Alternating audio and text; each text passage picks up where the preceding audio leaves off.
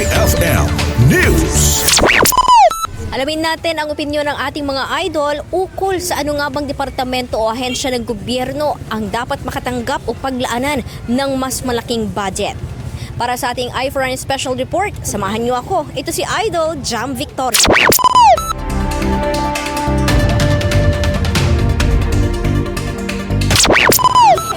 Ganun.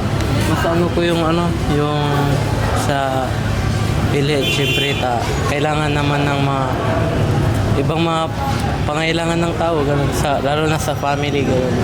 Pag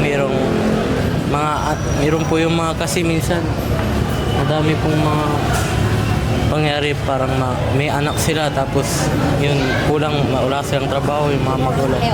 O more on Ano din yung sinabi niya? Oo, sa help ko.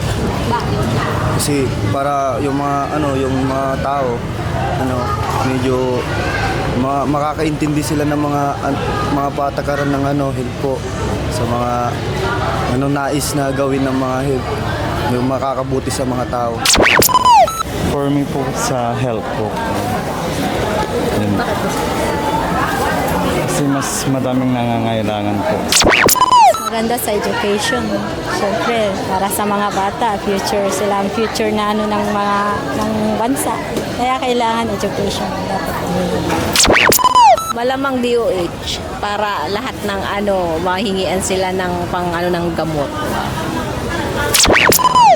Dapat yung mga sa education para yung mga magulang din hindi na rin mahirapan sa pagbabudget sa mga bata.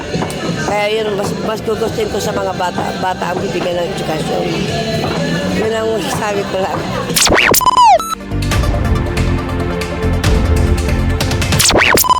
Yan ang ilan sa opinyon ng ating mga idol ukol sa ano nga bang tanggapan ng gobyerno ang dapat mas bigyan ng mas malaking budget ngayong 2025. Para sa i4N Special Report, ito si Idol Jam Victorio, Tatak IFM.